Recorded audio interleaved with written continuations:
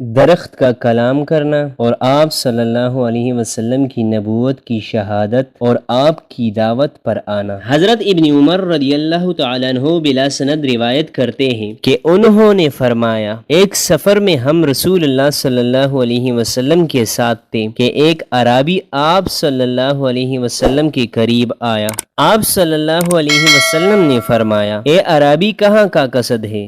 کہا کہ میں گھر جا رہا ہوں۔ فرمایا، کیا تم نیکی کی طرف آتا ہے؟ اس نے کہا، وہ کیا ہے؟ فرمایا، گواہی دے کہ اللہ عز و جل کے سوا کوئی معبود نہیں، وہ وحدہ لا شریک لہ ہے، اور یہ کہ محمد صلی اللہ علیہ وسلم اس کے بندے اور اس کے رسول ہے۔ اس نے کہا، کوئی آپ کی شہادت دیتا ہے؟ آپ صلی اللہ علیہ وسلم نے فرمایا، یہ بیبل کا درخت جو وادی کے کنارے کھڑا ہے۔ تب وہ زمین چیرتا آیا اور آپ صلی اللہ علیہ وسلم کے سامنے کھڑا ہو گیا، اور اس سے آپ صلی اللہ علیہ وسلم نے 3 مرتبہ شہادت دلوائی تو اس نے ویسے ہی کہا جیسا آپ صلی اللہ علیہ وسلم نے فرمایا، پھر وہ اپنی جگہ واپس چلا گیا۔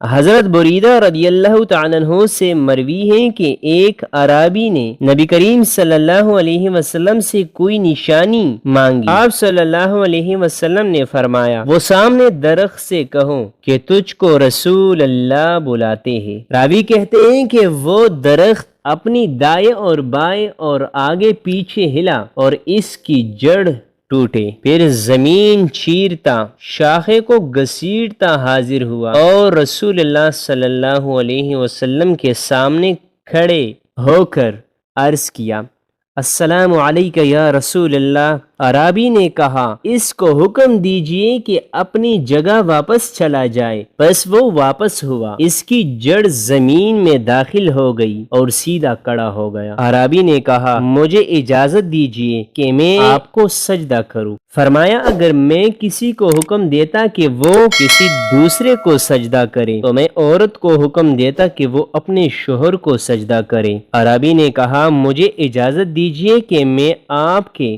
10 مبارک اور پاؤں اقداس کو بوسہ دوں، تو اس کو اس کی اجازت دے دی۔